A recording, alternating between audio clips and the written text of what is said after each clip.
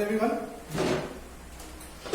welcome to my class and welcome to my channel Physics the Godfather of Universe।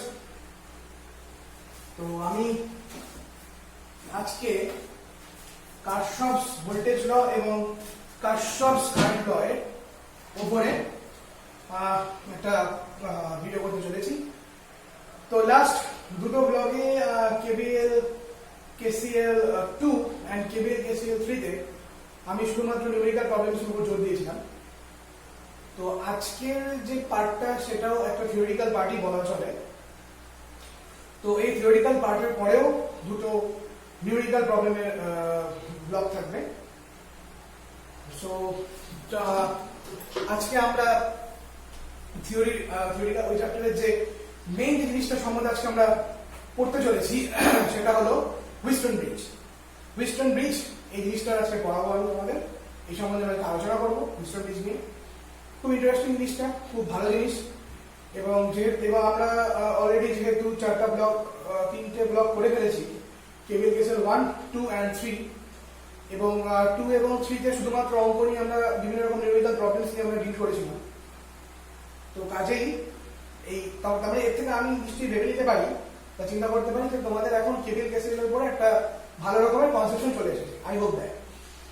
So সেই তার ভিত্তিতেই আমি আজকে শুরু করছি কারশফস কারেন্ট ল এবং কারশফস ভোল্টেজ ল এর হুইস্টন ব্রিজ নামক পার্টটি।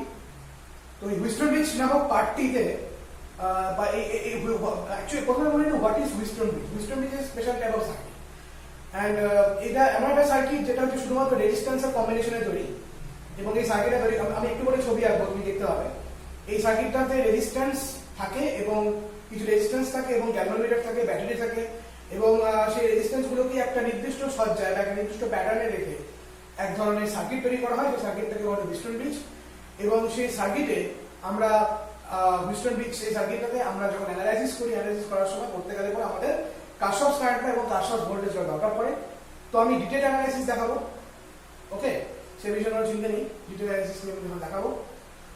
এবং নেক্সট ভিডিওতে আমি যেটা দেখাবো সেটা হচ্ছে, আমি কিছু লাস্ট ভিডিওতে নিউমেরিক্যাল প্রবলেমস দিয়েছিলাম তোমাদের ওন টাস্কে কেভিএল কেসিএল 3 তে। তো সেই নিউমেরিক্যাল প্রবলেমসের কোনো সলিউশন আমি দিইনি। আমি আজকে অ্যাটাচ করবো না সলিউশনটা কোনো, কারণ আমি যদি শুধু সলিউশন অ্যাটাচ করি তাহলে তোমাদের বুঝতে প্রবলেম হবে।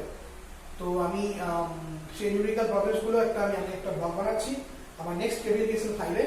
সেই কেভিএল কেসিএল 5 এ আমি এরকম 5 থেকে 6টা এবং স্পেশাল একটু হার্ড লেভেলের, মানে তোমরা বলতে পারো সেটা হচ্ছে অনুসন্ধিৎসু লেভেল, তোমাদের বইয়ের মধ্যে আছে, তোমরা অনুসন্ধিৎসু নামের সম্বন্ধে পরিচিত। তো সেই অনুসন্ধিৎসু লেভেলের অঙ্কগুলো আমি করাবো আমার নেক্সট ভিডিওতে। তো সেটা তোমরা দেখতে পাবে, কোনো অসুবিধা নেই। এবং তারপরেও যে ভিডিওটা হবে সেখানে আমি আজকে যে হুইস্টন ব্রিজ আমি থিওরিটা পড়াচ্ছি, সেই হুইস্টন ব্রিজের ওপরে নিউমেরিক্যাল প্রবলেমস হবে। এবং তারপরে মোটামুটি আরেকটা থিওরির ব্লগ হবে, অ্যান্ড দেন আমাদের একটা নিউমেরিক্যাল ব্লগে চ্যাপ্টারটা শেষ হয়ে যাবে। মোটামুটি ধরে রাখো অ্যাপ্রক্সিমেটলি 6 থেকে 7টার মতো ভিডিও হবে প্রায়, তার মধ্যে আমাদের গোটা চ্যাপ্টারটা কভার হয়ে যাবে, এই বিষয়ে কোনো ডাউট নেই। তো ইনিশিয়ালি আমি বলি যে what is Wheatstone bridge. So Wheatstone bridge special type of circuit আমি আরো বলছি। এবং এটা আমি বললাম যে রেজিস্ট্যান্সের কম্বিনেশনে সার্কিটটা তৈরি করা হয়, এবং এটা একটা প্র্যাকটিক্যাল থাকে। ভবিষ্যতে তোমরা যারা ফিজিক্স নিয়ে পড়বে বা এই ধরনের লাইনে যাবে, ফিজিক্স লাইন ইঞ্জিনিয়ারিং, তখন তোমরা হুইস্টন ব্রিজে প্র্যাকটিক্যাল করতে পারবে। তো সেখানে হুইস্টন ব্রিজ, অ্যান্ডারসন ব্রিজ, অনেক ধরনের ব্রিজ থাকে। তো শুরু করা যাক আস্তে আস্তে হুইস্টন ব্রিজের ব্যাপারটা। তবে প্রথমে সার্কিট ডায়াগ্রাম করছি, তারপর হুইস্টন ব্রিজ নিয়ে ডিটেলসে আমি তোমাদের সাথে আলোচনা করছি। ওকে, fine.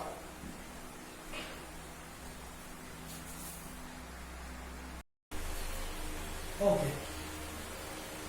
See this circuit diagram very carefully. So, figure 1 represents the circuit diagram of Wheatstone bridge.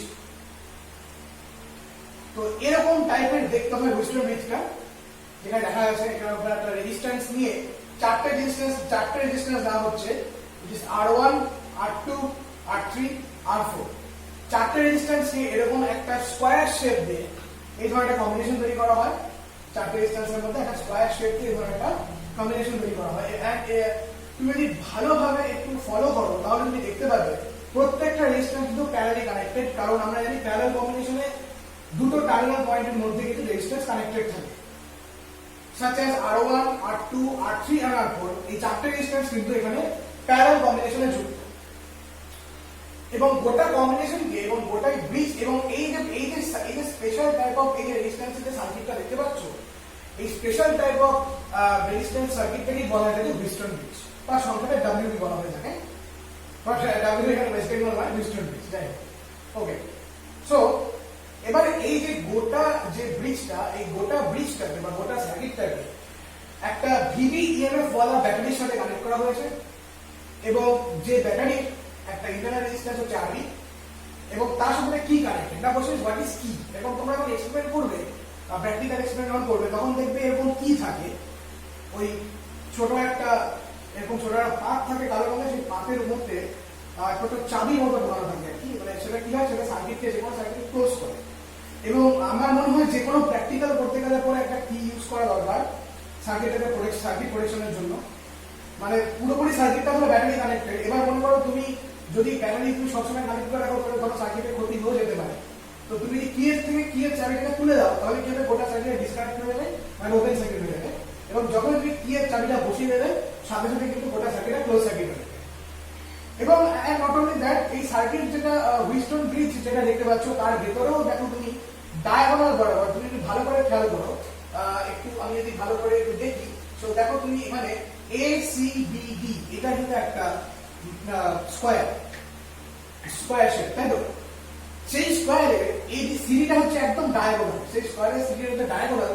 এই পুরোপুরি ডায়াগোনাল বরাবর, একদম ডায়াগোনাল বরাবর একটা রেজিস্ট্যান্স, একটা মেশিন আলাদা হয়, দ্যাটস কল্ড গ্যালভানোমিটার। তো গ্যালভানোমিটারের কাজ হচ্ছে মেইনলি কারেন্ট ডিরেকশন বোঝা, কারেন্ট কোন দিক থেকে কোন দিকে যাচ্ছে সেটা বোঝা। এবং আমি তোমাদের গ্যালভানোমিটার সম্বন্ধে লাস্ট চ্যাপ্টারে বলেছিলাম, গ্যালভানোমিটারের ডিটেইল অ্যানালাইসিস হবে হচ্ছে ম্যাগনেটিজম চ্যাপ্টারে, সেখানে বলা হবে দু ধরনের গ্যালভানোমিটার হয়, ডিআরসোনাল এন্ড ট্যানজেন্ট, দু ধরনের গ্যালভানোমিটার হয়। তো moving coil galvanometer, d'Arsonval moving coil, এই দুটো আমাদের পড়তে হবে।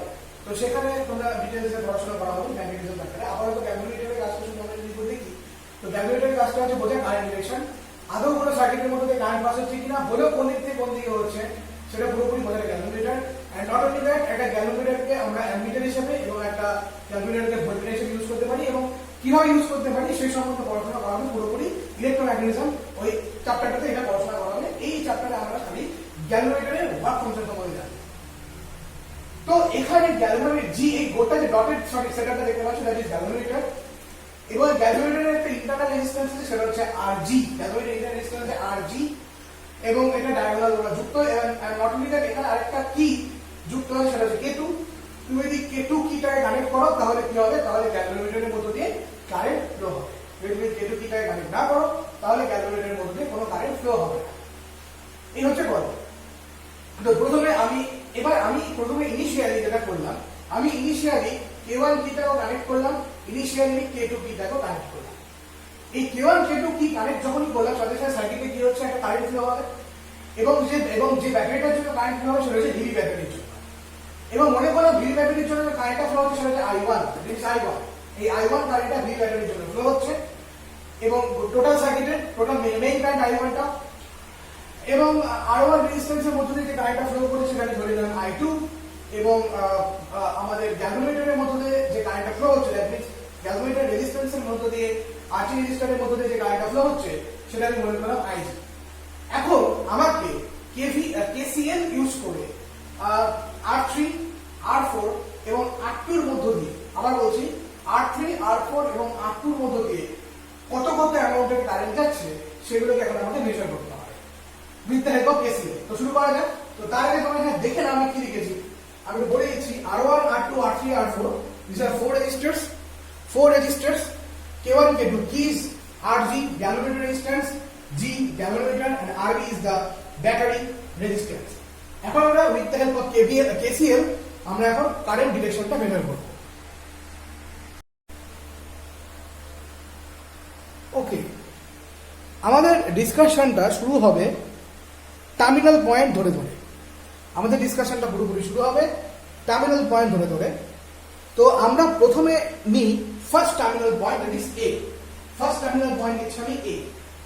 তো আমি প্রথমে এ টার্মিনাল পয়েন্টে নিলাম, this is a terminal point. এই টার্মিনাল পয়েন্টে যে কারেন্টটা ঢুকছে সেটা হচ্ছে I1। এই টার্মিনাল পয়েন্টে যে কারেন্টটা ঢুকছে দ্যাট ইজ I1। এছাড়াও এই টার্মিনাল পয়েন্টে কি কারেন্ট আছে I2। এই টার্মিনাল পয়েন্টে R1 register connected, R3 register connected. So definitely এখানে যে কারেন্টটা ফ্লো হচ্ছে this is I2 and R3 এর মধ্য দিয়ে যে কারেন্টটা যাবে সেটা আমার অজানা, এটা আমাকে এখন বার করতে হবে। R3 এর মধ্য দিয়ে কোন কারেন্টটা যাচ্ছে সেটা আমি জানি না, সেই কারেন্টটাকে আমার এখন এই মুহূর্তে বার করতে হবে। ওকে, সো আমি মনে করলাম this current is capital I। Let us assume that this current is capital I। তাহলে যদি আমরা এখন কারশফস কারেন্টটা ইউজ করি তাহলে বলা যায় I1 minus I2, because I1 ঢুকছে I2 বের হচ্ছে and also I2 বের হচ্ছে, so minus I that's equals to 0. I1 minus I2 minus I equals 0. ভালো করে দেখো I1 এই terminal পয়েন্টটাতে I1 minus I2 minus I equals to 0. That's why capital I is equals to I1 minus I2. That's why capital I equals to what? I1 minus I2. তাহলে এই R3 রেজিস্টারের মধ্য দিয়ে যে কারেন্টটা যাচ্ছে সেটা হলো I1 minus I2। R3 রেজিস্টারের মধ্য দিয়ে যে কারেন্টটা যাচ্ছে সেটা হলো I1 minus I2। নাও এবার আমরা চলে আসি একেবারে সি পয়েন্টে, কারণ সি একটা আলাদা টার্মিনাল পয়েন্ট। এ পয়েন্টে কাজ শেষ, এবারে আমরা আসবো সি পয়েন্টে। ওকে, সি পয়েন্টটা যদি ভালো করে ফলো করা যায়, this is the C point. C পয়েন্টের ক্ষেত্রে যেটা হচ্ছে সেটা হচ্ছে সি পয়েন্টে একটা কারেন্ট ঢুকছে, সেটা হলো I2, নো ডাউট। সি পয়েন্টে যে কারেন্টটা ঢুকছে সেটা হচ্ছে I2। এখান দিয়ে আরেকটা কারেন্ট দেখা যাচ্ছে নিচের দিকে, this is IG, this is IG। এবং আমাকে বার করতে হবে R2 রেজিস্টারের মধ্যে দিয়ে কত কারেন্ট পাস হচ্ছে। তাহলে R2 রেজিস্টারের মধ্যে দিয়ে কত কারেন্ট পাস হচ্ছে সেটা আমি জানি না। Let this current be I dash. আমি এই কারেন্টটা I ড্যাশ বললাম।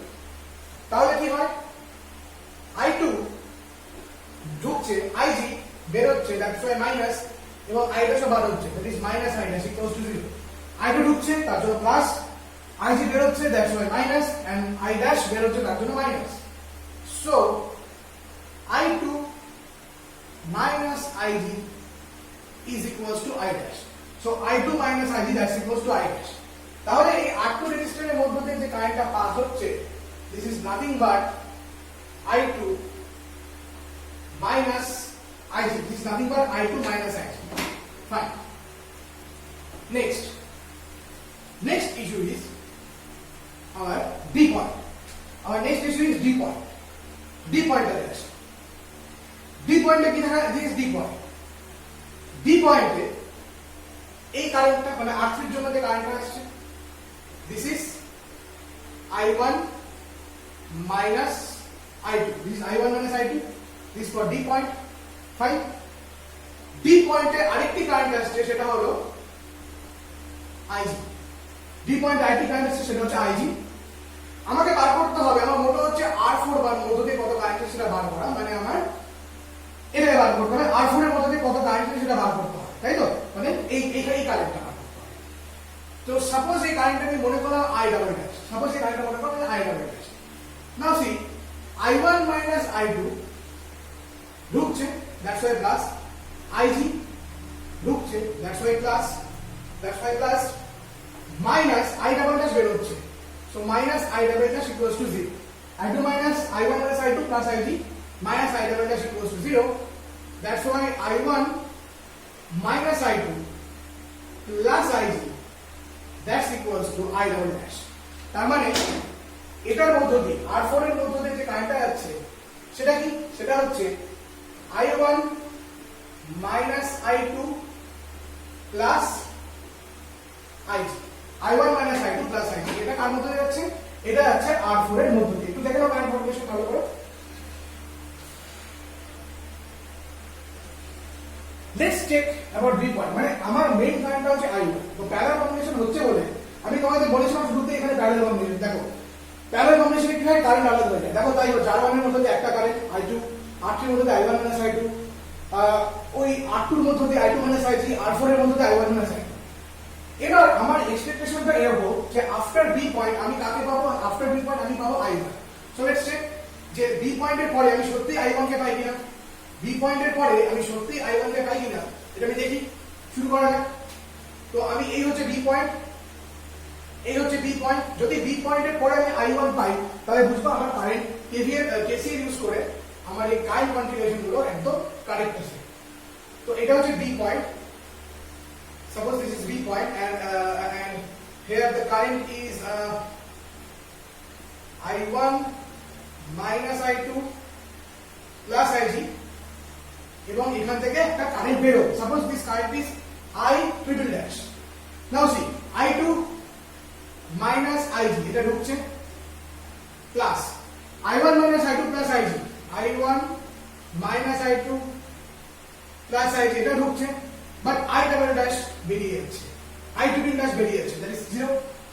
খেয়াল করো IG কি ক্যান্সেল, I2 ক্যান্সেল এবং তাহলে কি পড়ে থাকছে I1 minus I double dash equals to 0, that is I not double dash triple dash I triple dash equals to I1। তাহলে সত্যি তাই এখান থেকে যে কারেন্টটা বের হচ্ছে সেটা I1 ছাড়া কিছু না। তার মানে আমার পুরোপুরি কেসিএল এর কাজটা একদম ওকে, কোনো ভুল এখানে আমার নেই, কোনো ভুল এখানে নেই, একদম ঠিকঠাক আছে। কেসিএল দিয়ে আমি যেটা করলাম একদম ঠিকঠাক। ওকে দেখে নাও, টেক ইউর টাইম।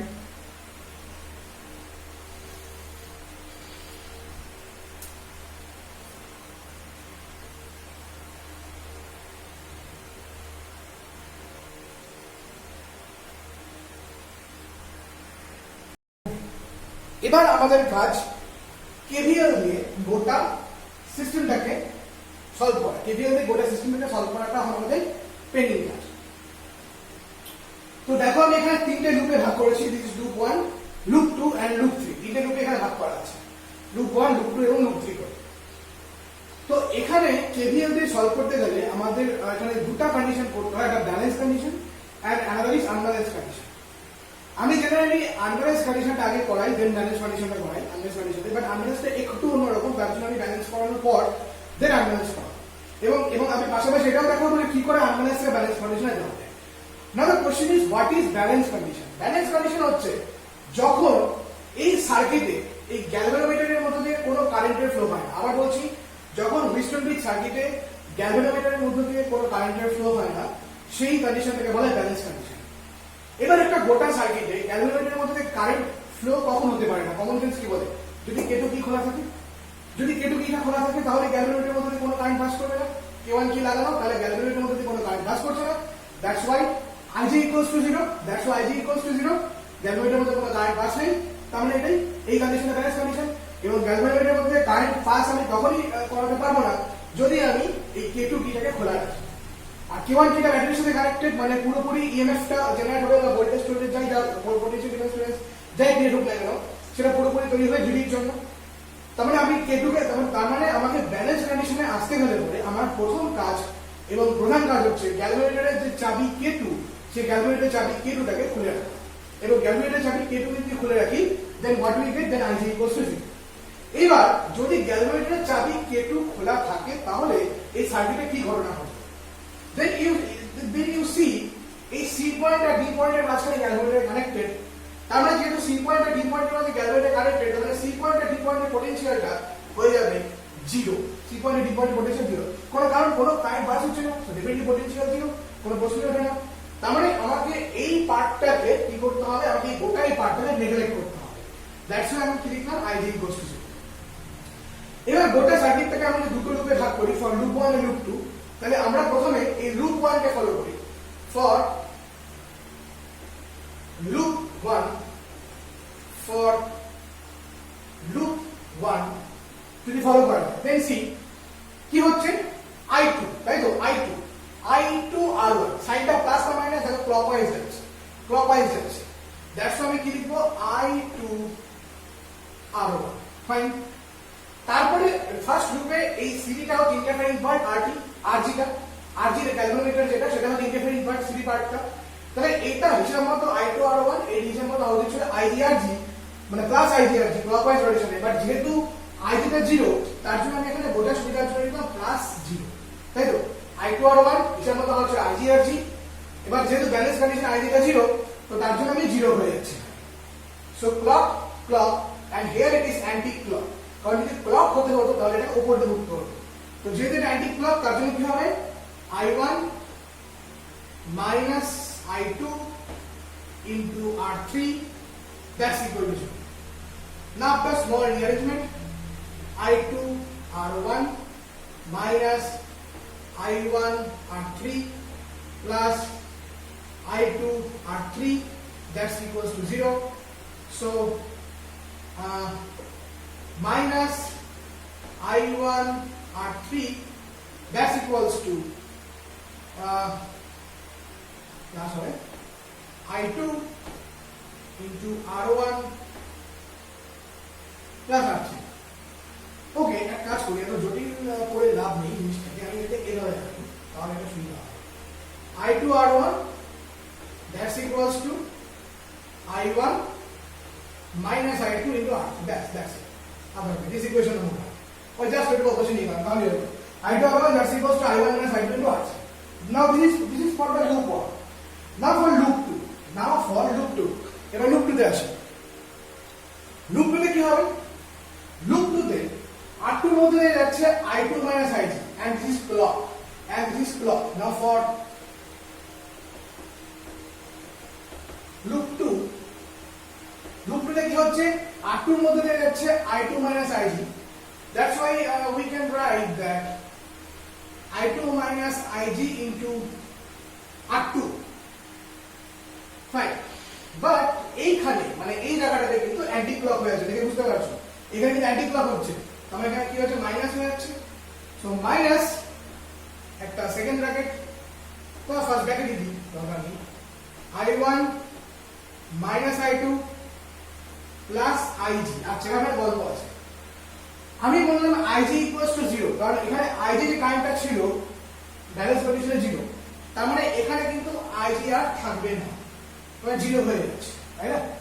একইভাবে এখানেও কিন্তু IG আর থাকবে না, এটা কি হয়ে যাচ্ছে 0 হয়ে যাচ্ছে বিকজ ব্যালেন্স কন্ডিশন, তাহলে into R4 is equals to 0.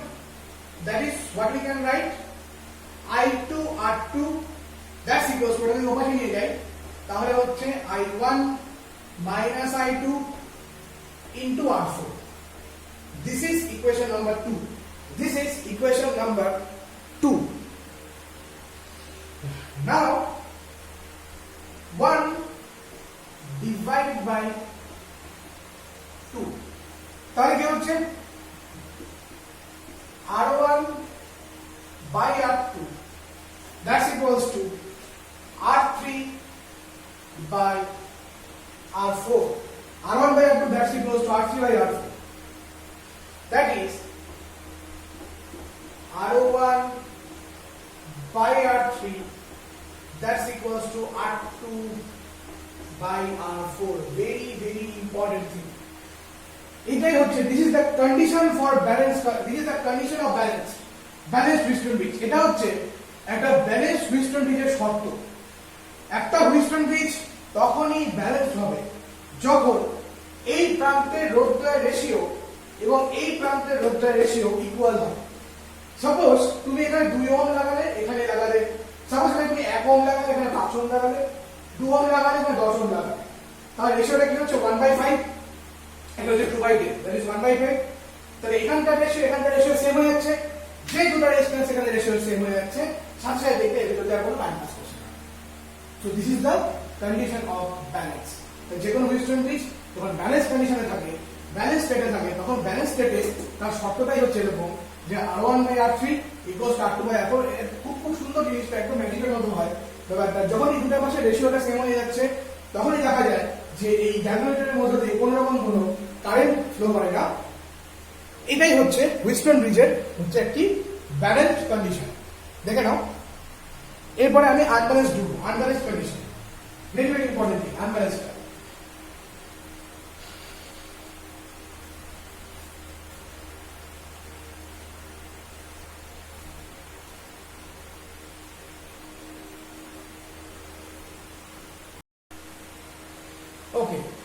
Now let us discuss about unbiased condition. This condition is most important condition.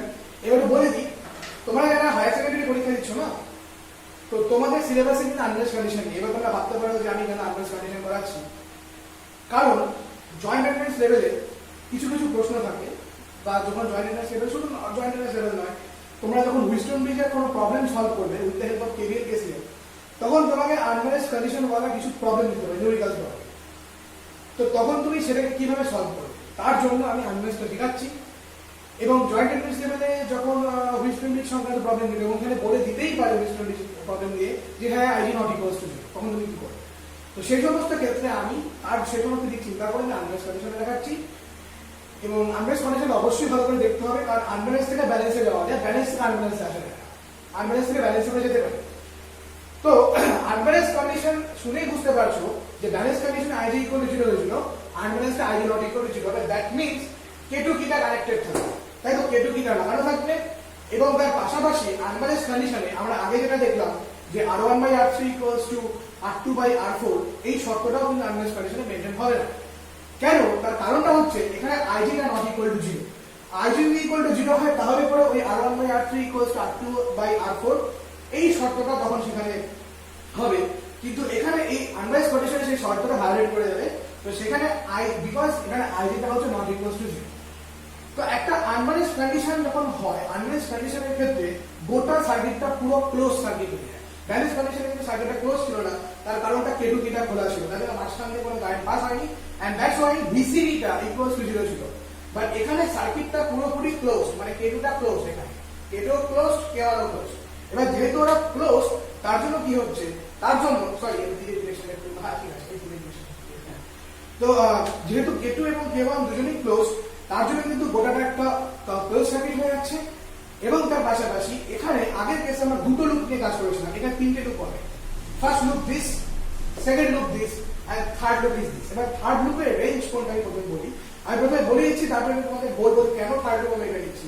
Third লুপের রেঞ্জ হচ্ছে নিচের resistance battery, A point, C point, B point, again battery, মানে এই গোটাটা A C B গোটাটা নিচের এই পার্টটুকুনি নিয়ে আবার এই পর্যন্ত, মানে এই নিচের পার্টটা মানে R3 R4 বাদ দিয়ে RB resistance, DB battery, R1 resistance, R2 resistance দিয়ে গোটা পার্টটাকে আমি নিয়েছি, সেটা হচ্ছে লুপ 3। কেন আমি একটু পরে বলছি।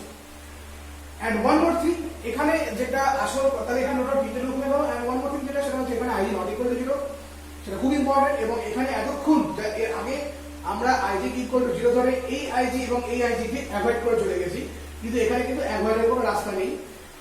তো এখানে আমাকে IG কে নিয়ে ক্যালকুলেশন করতেই হবে। তো দেখো আমি একটা কেভিএল ইকুয়েশনটা বের করে লিখি। সো ফর লুপ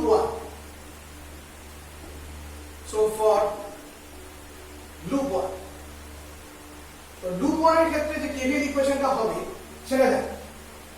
তো কি হচ্ছে, একই ভাবে ক্লকওয়াইজ যেহেতু, that is I2 R1, no doubt. So I2 R1, fine, I2 R1, next plus IG RG clock, but this is anti-clock, that's why minus I1 minus I2 into R3। আচ্ছা, এক নম্বর লুপে কোনো ব্যাটারি কানেক্টেড নেই, তার জন্য equal to 0। This equation number 1, this equation number 1 is for loop 2. Now for this for loop 1, now for loop 2, loop 2 কি লেখা আছে, I2 minus IG, এখানে IG নিতে হবে, I2 minus IG কার মধ্যে আছে, R2 মধ্যে। So I2 minus IG into R2 at clockwise direction, এখানে আমার এটা অ্যান্টি ক্লক হয়ে আছে। So minus I1 minus I2 plus IG into R4, anti clock হয়ে আছে এখানে। তাহলে ক্লক, অ্যান্টি ক্লক, এটা anti clock.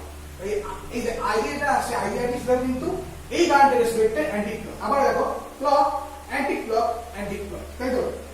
So minus IG RG, that's equal to 0, minus IG RG, that's equal to 0. This is equation number 2, this is equation number 2. And now for loop 3, most important loop।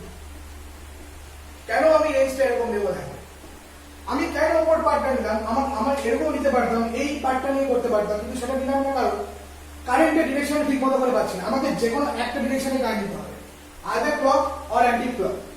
তো আমি যদি নিচের রুটটা নিয়ে এই গোটা সার্কিটে নিতাম তাহলে আমি ফুল সার্কিট কভার করতে পারতাম না, ফুল কারেন্টের রেশিওটা আমি পেতাম, ফুল কারেন্ট ডিরেকশনটা পেতাম না। তো আমি যদি শুধুমাত্র করে সার্কিটটা নিয়ে নিচের পার্টটা নিই তাহলে গোটা কেসটা মানে I2 মাইনাস IG I1 থেকে শুরু করে গোটাটা একটা ফুল ক্লকওয়াইজ ডিরেকশনে কারেন্ট চলে যাচ্ছে। Just see I2 minus IG I1 এই আবার I1 হয় আবার I2, তাহলে গোটাটা কিন্তু একটা ক্লকওয়াইজ রোটেশনে কারেন্টটা চলে যাচ্ছে। তো এই ক্লকওয়াইজ কেসটাকে পাওয়ার জন্যই এই উদ্দেশ্যেই আমরা যেটা করলাম সেটা হচ্ছে ওই পার্টটাকে নিলাম, শুধুমাত্র উপরে পার্টটা নিলাম। তো এবার শুরু করা যাক। রুট 3 ক্ষেত্রে কি হবে, I2 R1 plus I2 minus IG into R2 clockwise. এবার I1 এ চলে আসি, so again plus I1 RB। আচ্ছা, আর কেউ নেই। এবার আসি হচ্ছে VB। এবার VB কি ধরনের কারেন্ট তৈরি করছে এখানে, ক্লকওয়াইজ, তার জন্য এখানে কি হবে minus VB, that's equals to 0, minus VB that's equals to 0. So I2 R1 plus I2 minus IG R2 plus I1 RB is equals to VB. This is equation number 3. দেখে নাও, এবার এই তিনটে ইকুয়েশনকে এখন আমরা সলভ করব।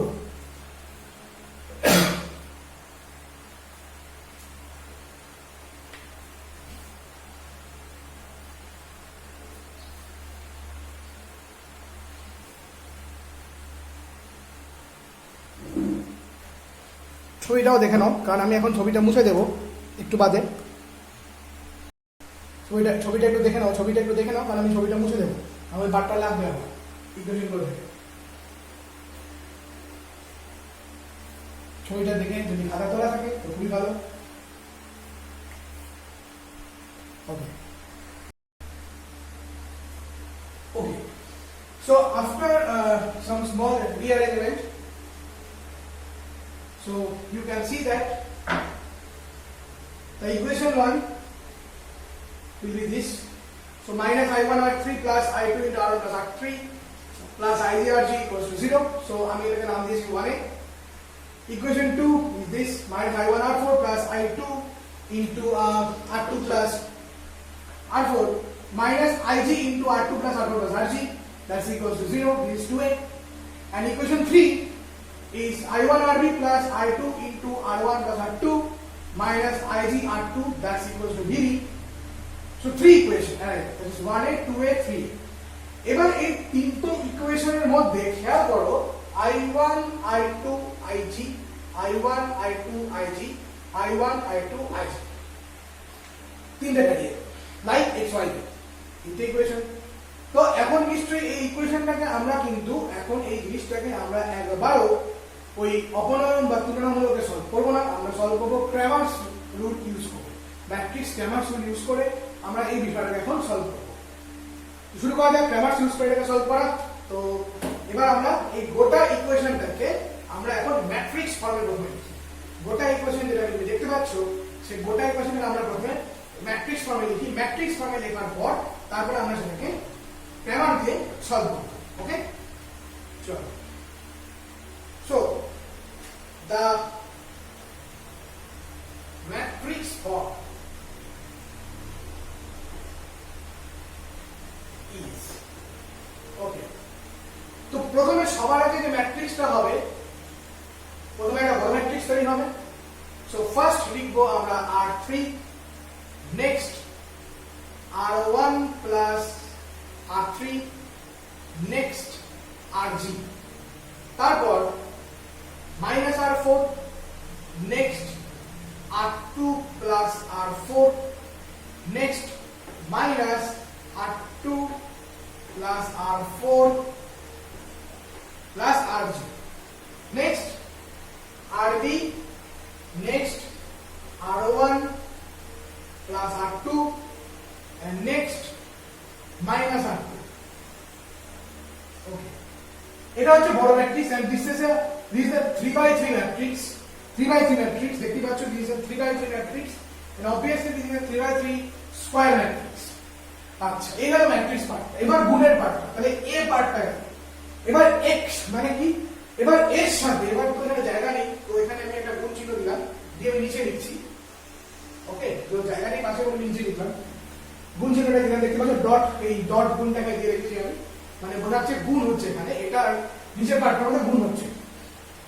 So the next part is, oh sorry, here it will minus r, okay, sorry, minus r.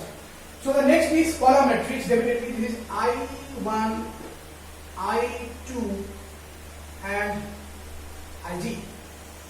I1, I2 and Ig. Next part is I1, I2 and Ig. তাহলে 3 by 3 ম্যাট্রিক্সের সাথে একটা কলাম ম্যাট্রিক্স গুণ হয়ে গেল, যেটা হচ্ছে I1, I2, Ig, এবং তার পাশাপাশি যেটা আমরা জানি সেটা হচ্ছে এই যে, আচ্ছা এটা হচ্ছে Rg, হ্যাঁ যেটা চারের মতো লাগছে Rg, রাইট। এবং তার পাশাপাশি জানি যদি আমরা ফর্মটা হচ্ছে x = y, তাহলে y পার্টটা কোনটা হবে, that's equals to 0 0 dv, that's equals to 0 0 dv, x = y, so that's equals to 0 0 dv. So this x, তো এটা হচ্ছে আমাদের ম্যাট্রিক্স ফর্ম, মানে ইকুয়েশনটাকে আমরা ম্যাট্রিক্স ফর্মে আমরা ব্যাপারটাকে লিখে ফেলব, ইকুয়েশন আমরা ম্যাট্রিক্স ফর্মে লিখব। দেখে নাও ভালো করে, এই ম্যাট্রিক্স ফর্মে লেখা হলো। এবার ক্র্যামার দিয়ে আমরা এটাকে সলভ করব। এবার আসল কাজ আমাদের বাকি, ক্র্যামার দিয়ে সলভ করা। তো আমি বলেছিলাম যে এখানে যেটা করা হয় সেটা হচ্ছে আমরা x কে যখন বার করি, একটু বলে নিই কে কি একটু বলি, নাহলে অসুবিধা হবে। সো R3 R4 RB এর হচ্ছে x এর কোএফিশিয়েন্ট, মানে I1 এর coefficient, R1 + R3 R2 + R4 R1 + R2 R2 এর কোএফিশিয়েন্ট লেখা ছিল, দেখতে পেয়েছিলে। Rg minus R2 + R4 + Rg minus R2 এরা হচ্ছে I এর কোএফিশিয়েন্ট। ওকে, তো আমি বলেছিলাম যখন আমরা x বার করব, তো x এর ভ্যালু, দ্যাট মিন্স আমরা যদি I1 এর ভ্যালু বার করি, তাহলে আমাকে I1 এর কোএফিশিয়েন্ট গুলোকে, that means R3 R4 RB কে ওই রাইট হ্যান্ড সাইডে যেটা লেখা 0 0 dv, এই 0 0 dv দিয়ে শিফট করতে হবে। যদি I2 বার করি, দেন R1 + R3 R2 + R4 and R1 + R2, এই তিনটে টার্মকে ওই 0 0 dv দিয়ে শিফট করতে হবে। যদি Ig বার করি, তাহলে Rg minus R2 + R4 + Rg এবং minus R2, এই তিনটে টার্মকে আমার ওই 0 0 dv দিয়ে কি করতে হবে, শিফট করতে হবে। কিন্তু আমাদের এখানে উদ্দেশ্য হচ্ছে অন্য, উদ্দেশ্যটা হচ্ছে এই যে আমি এখানে যেটা বার করবো সেটা হলো আমার উদ্দেশ্য Ig ভ্যালু বার করা। আমাদের এখানে যেটা উদ্দেশ্য সেটা হলো Ig ভ্যালু বার করা, কারণ আমাদের সমস্যাটা হচ্ছে মেইনলি Ig কে নিয়ে, কারণ Ig টা হচ্ছে আননোন স্টেটে আছে, that means Ig not equal to 0, এবং Ig নট ইকুয়াল টু 0 এটাই হচ্ছে আননোন স্টেট মেইন কথা, মেইন কন্ডিশন। তো Ig নট ইকুয়াল টু 0 হলে কত হবে, কি ভ্যালুটাও নেবে, সেইটা আমি বার করতে চাচ্ছি এখানে with the help of Cramer rule. তো এই ক্র্যামার ইউজ করে আমি এখন Ig ভ্যালুটাকে ক্যালকুলেট করব। তো খুব ইম্পর্টেন্ট কাজ, খুব ধৈর্য নিয়ে কাজটা করতে হবে, খুব ঠান্ডা মাথায় জিনিসটাকে দেখো। ওকে, তো আমরা এখন সলভ করতে চলছি Ig K. Fine, so Ig, so Ig equals to divided by sine. আমি বলেছি এই যে নিচে এই যে বড় ম্যাট্রিক্স যেটা 3 by 3, সেটাকে আমাকে ডিটারমিনেন্ট ফর্মে লিখতে হবে। দ্যাট মিন্স ডিটারমিনেন্ট ফর্ম হচ্ছে এরকম, মাইনাস R3 মাইনাস R4 এখানে R1, এখানে R1 প্লাস R3, এখানে R2 প্লাস R4, এখানে R1 প্লাস R2, এখানে Rg, এখানে minus R2 plus R4 plus R G, আর এখানে minus R two, minus R two. তাহলে এই বড় ম্যাট্রিক্সটাকে ডিটারমিনেন্ট ফর্মে লিখে দিলাম। এখন আমাদের মোটো হচ্ছে আরজি কে বার করা। এবার আরজির কোএফিসিয়েন্টকে আরজির কোএফিসিয়েন্ট যে তিনটা, মানে এই তিনটাকে 0 0 ডিগ্রি দিয়ে শিফট করে দেব। তার মানে উপরে যেটা থাকবে minus R three, minus R four, R B, R one plus R three, R two plus R four, R1 plus R2 and 0 0 BD and 0 0 BD।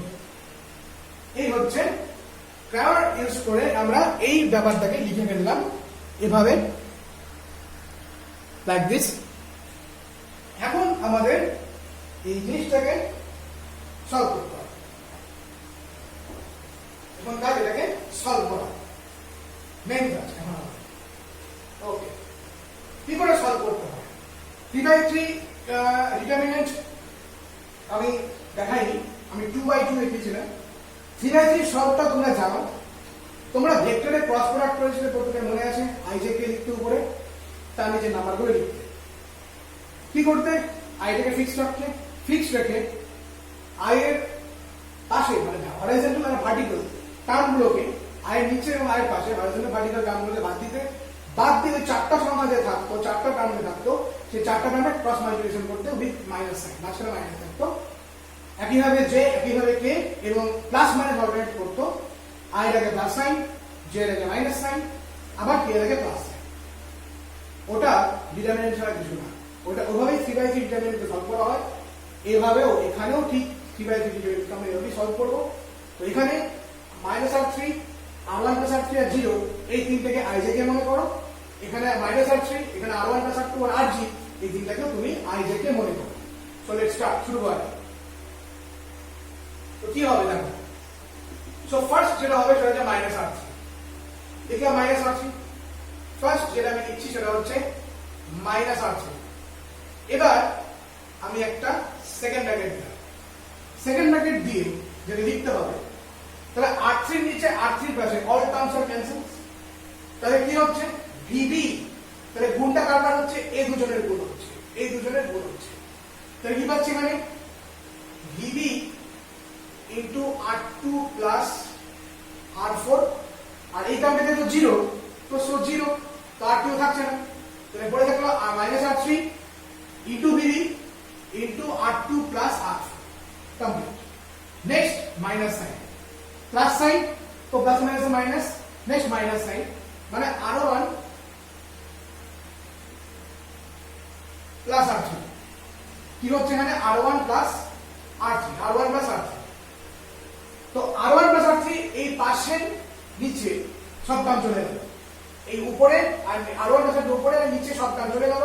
তাহলে রইল বাকি এখানে minus VB into R4, minus VB into R4, minus VB into R4।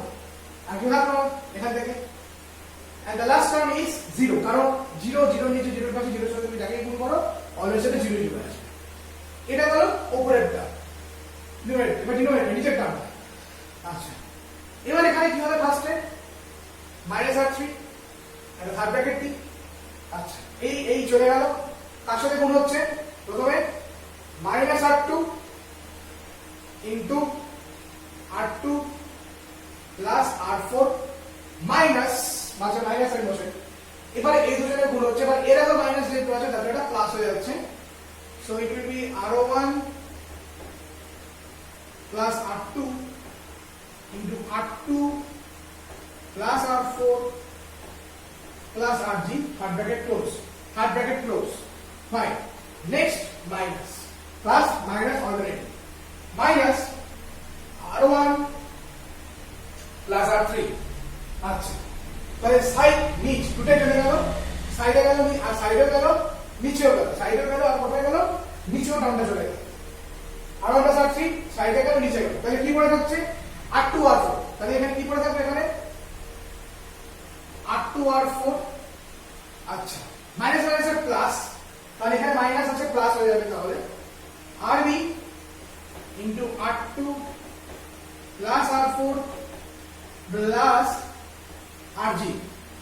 Okay, and the last term is, so plus minus plus, plus minus plus, তাহলে plus হচ্ছে এখানে RG into নিচে পাশে cancel, তাহলে কি পড়ে থাকছে minus R4 into R1 plus R2 minus RB into R2 plus R4, R2 plus R4। এভাবে আমরা আইজিটাকে বের করে ফেললাম, দেখে নাও। এবার কিছু রিঅ্যারেঞ্জমেন্ট করব, রিঅ্যারেঞ্জমেন্ট করলে যে টার্মটা আসে সেটা আমি লিখে দিচ্ছি। Now after some small rearrangements, এবার এটা খুবই ইজি, কমন টমন নিয়েছি, এটুকুনি কাজ আমি জানি, আই হোপ তোমরা করতে পারবে। নিয়ে ওপরের টার্মটা তো খুবই ইজি, দেখেই বোঝা যাচ্ছে বিবি কমন নিয়ে পরে গল্প শেষ, রেডি আছে। নিচের টার্মে যেটা হয় ওই মাইনাস গুলোকে সবার সাথে সবাইকে গুণ করতে হবে, গুণ করলে দেখা যায় প্রত্যেকটা মাইনাস প্লাস হয়ে যাচ্ছে, এবং তারপর যদি কমন টমন নিয়ে আমরা যেটা দেখতে পাই সেটা এই যে প্রত্যেকটা কিছু কাটাকাটি করার পর এবং কিছু ছোটখাটো রিঅ্যারেঞ্জমেন্ট করার পর যেটা পড়ে থাকে সেটা হচ্ছে এরকম, নিচেটা আমরা বলি R1 R2 first bracket R3 plus R4 plus R3 R4 first bracket R1 plus R2 plus RG first bracket R1 plus R3 first bracket R2 plus R4 plus RB into R1 plus R2 first bracket R3 plus R4 plus RB into RG first bracket R1 plus R2 plus R3 plus R4। ওই টার্মটাকে আমরা এরকম করে একটু rearrangement করলে পরে আমরা এই জিনিসটা পাই। তো তাহলে যেটা দেখা যাচ্ছে যে আনব্যালেন্স কন্ডিশনে IG নট ইকুয়াল টু 0, এবং যদি নট ইকুয়াল টু 0 হয় তাহলে এত বড় একটা টার্ম দাঁড়ায় আনব্যালেন্স কন্ডিশন। তো তোমার যদি এখানে ডিবি, আরবি, R1 R2 R3 R4 এই চারটা ভ্যালু যদি জানা থাকে তুমি ইজিলি এখানে পুট করে দিতে পারবে, পুট করে নিয়ে তুমি IG ভ্যালু বার করতে পারবে। কিন্তু আমার এখানে মোটোটা হচ্ছে অন্য, আমি এখানে দেখাতে যাচ্ছি যে কিভাবে আমি আনব্যালেন্স কন্ডিশন থেকে ব্যালেন্স কন্ডিশনে আমি এটাকে নিয়ে যেতে পারি, কিভাবে আনব্যালেন্স কন্ডিশন থেকে ব্যালেন্স কন্ডিশনে গোটা ঘটনাটাকে আমি নিতে পারি। তো আনব্যালেন্স থেকে ব্যালেন্সে যাওয়ার যে মূল মন্ত্র সেটা হচ্ছে IG ইকুয়ালস টু 0। তো আমি যদি এই লেফট হ্যান্ড সাইডের আইজিটাকে ইকুয়াল টু 0 করে দিই, আমি যদি লেফট হ্যান্ড সাইডের আইজিটাকে ইকুয়াল টু 0 করে দিই তাহলে কি হবে, আমি লেফট হ্যান্ড সাইডের আইজিটাকে ইকুয়াল টু করে দিই 0 করে দিই, দেন 0 is equals to this term. এবার নিচের যে টার্মটা, হরের টার্মটা 0 এর সাথে গুণ হয়ে যাচ্ছে, গুণ হয়ে গিয়ে 0 হয়ে যাচ্ছে, তাহলে শুধুমাত্র কি পড়ে থাকবে VB into minus R3 into R2 plus R4 plus R4 into R1 plus R3, okay, but VB not equal to 0, that's why minus R3 into R2 plus R4 plus R4 into R1 plus R3 is equals to 0. So minus R3 R2 minus R3 R4 plus R1 R4 plus R3 R4 equal to 0. So এই দুটো term cancel হয়ে গেল। So R1 R2 equals to, এখানে 4 হবে, equals to R3 R4, that means R1 by R3 equals to, oh sorry, is R2, yes, R2 R4, so R1 R4 R3 R2, so R1 by R3 equals to R2 by R4.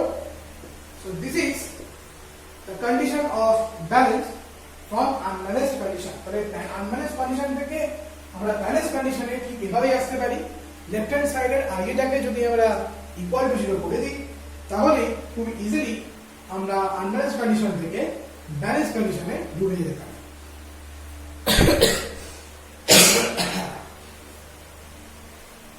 বলতে পারে যে কিভাবে wisdom ব্রিজে আমরা unbalance থেকে balance কন্ডিশনে আসবো। তো সেটাই এভাবে আমরা আনব্যালেন্স কন্ডিশন থেকে ব্যালেন্স কন্ডিশনে চলে আসতে পারি। ওকে,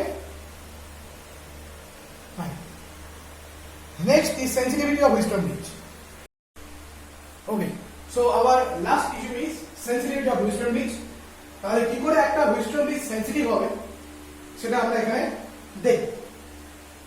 একটু Wheatstone bridge ছবিটাকে যদি দেখো ভালো করে, খাতাতে Wheatstone bridge ছবিটাকে দেখতে পাও, দেখো যে আমরা সি পয়েন্ট আর ডি পয়েন্টের মধ্যে একটা গ্যালভানোমিটার লাগিয়েছি আর বাইরে ব্যাটারি আছে। এবার ছোট্ট একটা কাজ, গ্যালভানোমিটারটাকে খুলে ব্যাটারির জায়গায়, ব্যাটারিটাকে খুলে গ্যালভানোমিটারের জায়গায় বসিয়ে দাও। আবার বলছি, গ্যালভানোমিটারটাকে খুলে ব্যাটারির জায়গাতে এবং ব্যাটারিটাকে খুলে গ্যালভানোমিটারের জায়গাতে বসিয়ে দাও। বসানোর পরে দেখা যাবে যে গ্যালভানোমিটারের মধ্য দিয়ে একটা নতুন কারেন্ট ফ্লো হচ্ছে। এবং শুধু তাই নয়, ব্যাটারি বসানোর পরে আমাকে ব্যাটারির সাথে সাথে যেটা চেঞ্জ করতে হবে, ব্যাটারি মানে আমাকে গোটা সেটআপটা, I mean with internal resistance. তাহলে আমি যখনই ব্যাটারি চেঞ্জ করছি সাথে সাথে আমাকে ব্যাটারির সাথে কিন্তু আরবিটাকেও নিয়ে বসাতে হবে গ্যালভানোমিটারের জায়গাতে।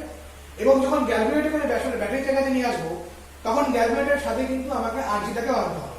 তো ওরা তো ভেতরেই থাকে, সেই বিষয়ে সমস্যা নেই, আনা নেওয়ার কোনো প্রশ্ন না, তুমি আমি নিয়ে যাওয়ার নিয়ে আসার কেউ নয়, ওরা গেলে পরে একসাথেই যাবে।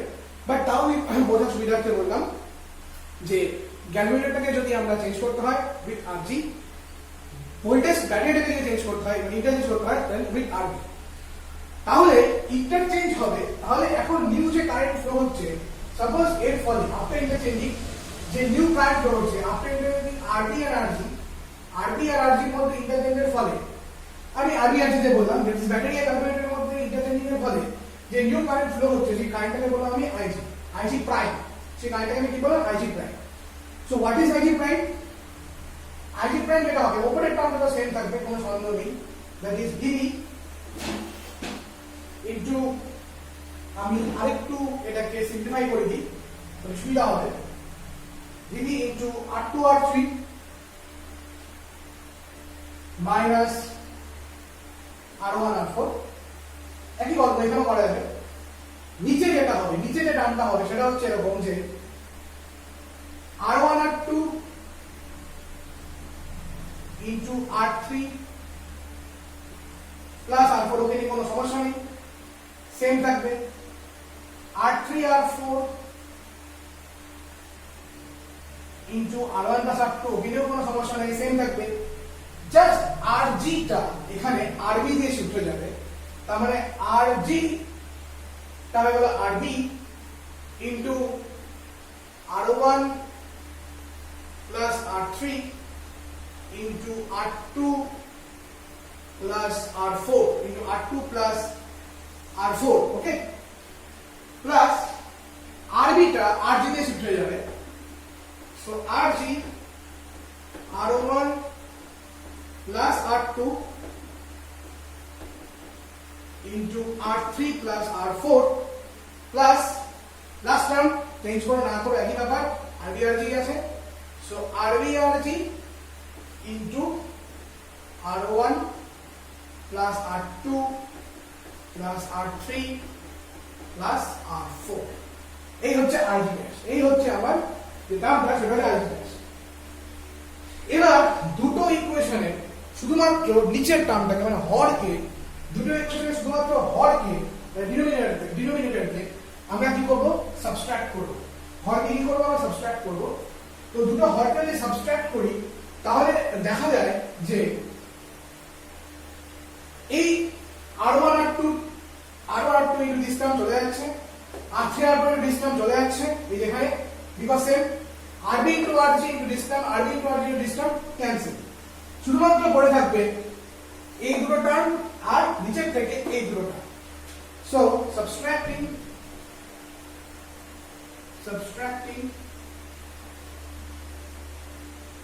the denominator,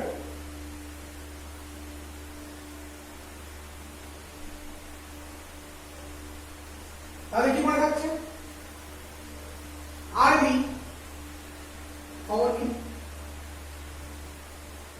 R1 plus R3 R2 plus R4, R1 plus R3 R2 plus R4 third bracket minus R01 plus R2 R3 plus R4 plus okay next হচ্ছে RG কে কমন নিলে কি করে থাকবে R01 plus R2 R3 plus R4 minus R1 plus R3 into R2 plus R4 এগুলো subtract করে common নিয়ে rearrange করলে আমরা এই গোটা সিস্টেমটাকে পাচ্ছি পাওয়া যাচ্ছে আপনারা রিঅ্যারেঞ্জ নাও এবার ভেতরে গুণটুন করে সেখানেও কিছু গুণ করে দেখতে পাবে কিছু কাটাকাটি চলে যাচ্ছে এবং তারপর যদি কমন নেওয়া যায় কমন নিলে পরে আমরা যেটা পাই that is RG minus RB R01 minus R4 R2 minus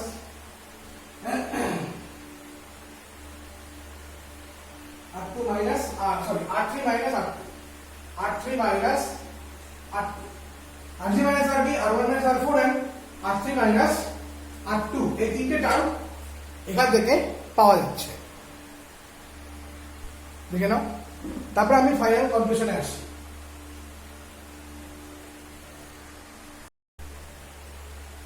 okay so the conclusion is দেখো ভালো করে কি বলতে যাচ্ছি আমি যদি তাহলে অক্টাল ডিরাইভমেন্ট আমরা কি পেলাম RG minus RB R1 minus R4 R3 minus R2 so if RG greater than RB যে RG RB থেকে বড় হয় এবং তার পাশাপাশি R1 যদি R4 এর থেকে বড় হয় কিংবা R3 যদি R2 থেকে বড় হয় অথবা উল্টো মানে দুটোই ইট মিন্স R1 যদি লেস দ্যান R4 হয় আর R3 লেস দ্যান R2 হয় তাহলে পরে গোটা টার্মটা পজিটিভ হবে এবং সেই ক্ষেত্রে IG প্রাইম যেটা সেটা IG থেকে বেশি হবে but for RG less than RB সেক্ষেত্রে কি হচ্ছে সেক্ষেত্রে গোটা টার্মটা কিন্তু নেগেটিভ হয়ে যাচ্ছে এবং সেক্ষেত্রে IG প্রাইম IG থেকে কম হয়ে যাচ্ছে that means large calculator current is exists এবার একটা ক্যালকুলেটরের মধ্যে একটা লার্জ কারেন্ট এক্সিস্ট করবে এবং সেক্ষেত্রে ব্রিজটা কিন্তু পুরো সেন্সিটিভ হয়ে যাবে এবং ব্রিজ যদি বেশি সেন্সিটিভ হয়ে যায় তাহলে কিন্তু বেশি কারেন্ট পাস হয়ে গেলে পরে ক্ষতি হয়ে যেতে পারে ক্যালকুলেটরটা বা গোটা সার্কিটে ক্ষতি হতে পারে তো this is the sensitivity condition তো সেন্সিটিভিটি কন্ডিশনটা সম্বন্ধে আরো অনেক কিছু বলা আছে আরটি করে সেন্সিটিভিটি বাড়বে না বাড়বে তো আমি আরো দিতে চেয়েছিলাম কিন্তু বাকিটা যেটা ঘটনা সেটা হচ্ছে একটু প্রবলেম হয়ে যাবে এইগুলোটা একটু হাই স্ট্যান্ডার্ড কাজ দিলাম মানে তোমাদের ক্লাস 12 স্ট্যান্ডার্ডের না যেগুলো ছিল তো তার জন্য আমি বাকিগুলো দিলাম আমি ডিটেল অ্যানালাইসিস করলাম না আরেকটা জিনিস ছিল যে নর্টন থিওরেম যেটা বলা যায় ভালো করে আরো তো সেটা আমি করছিলাম কারণ তোমরা ফেমিলি নর্টন থিওরেম সম্বন্ধে অনেক হায়ার ক্লাসে আছে তো কাজেই সেন্সিটিভিটি ব্যাপারটা এই ব্যাপারটা পড়ার পরে এখানকার ভালো করে এই যে জিনিসটা লিখে দিয়েছি না সেটা তোমাদের যে পাঠ্যপুস্তক মানে গোয়ালি বইটাতে খুব ভালো করে লিখে দেওয়া আছে তো সেখানে ভালো করে পড়ে নেবে জায়গাটা পড়ে নিয়ে যদি কোনো অসুবিধা হয় আমাকে কমেন্ট বক্সে বলবে অবশ্যই আমি তখন হেল্প করে দেবো তো এই গেল আজকে আমাদের most important topic that is Wheatstone bridge তো খুবই ইম্পর্টেন্ট আমাদের এই টপিকটা আজকে আমরা দেখলাম তো খুব ভালো করে প্র্যাকটিস করবে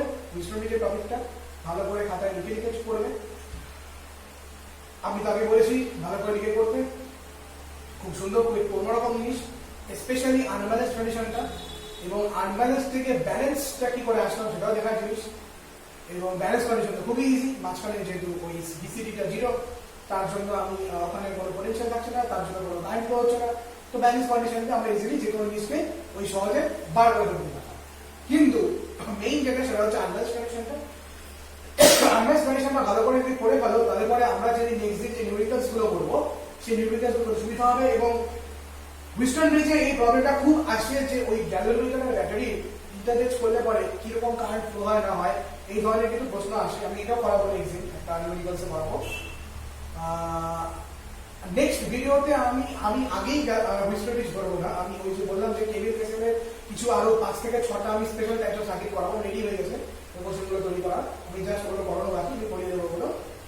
তারপরেটাতে মানে আজকেরটা আমাদের হবে ডিজিটাল ইলেকট্রনিক করছি না, কেবিএল কেসিএল 1 2 কমপ্লিট, 3 কমপ্লিট। আজকে হবে 4, সেখানে হুইস্টন ব্রিজ থাকবে। 5এও আমি স্পেশাল টাইপের কভার করবো। 6এ কেবিএল কেসিএল 6এ আমি হুইস্টন ব্রিজের উপরে নিউমেরিক্যাল প্রবলেমস পড়াবো, 5 থেকে 6টা পড়াবো আলাদা আলাদা রকমের, তাহলে তোমরা সলভ করে ফেলতে পারবে। মোটামুটি 7 তে করাবো মিটার ব্রিজ, পোটেনশিয়াল মিটার এগুলো করাবো, আর 8এ তার উপর কিছু প্রবলেম করি আমরা গোটা এই কেবিএল কেসিএল পার্টকে শেষ করবো। তো চ্যাপ্টারটা ছোট, চ্যাপ্টারটা একেবারেই ছোট চ্যাপ্টার, তোমরা যদি টেক্সট বইটা করে দেখো অবশ্যই টেক্সট বইটা পড়বে, টেক্সট বই না পড়লে কিন্তু হবে না। চ্যাপ্টারটা খুবই ছোট চ্যাপ্টার, কিন্তু চ্যাপ্টারটার মধ্যে খুব অনেক গল্প আছে, অনেক সুন্দর সুন্দর অঙ্ক আছে, তো কাজে অঙ্কগুলো ভালো করে পড়তে হবে, প্র্যাকটিস করতে হবে। তো আজকে এটুকুই থাকলো আমাদের ক্লাস, ভালো থাকবে, সুস্থ থাকবে। আর তো লকডাউন 2 সপ্তাহ বাড়িয়ে দিল, জানো নিশ্চয়ই, বাড়িতে বেরোনোর কোনো দরকার নেই, বাড়িতে বসে পড়াশোনা করো।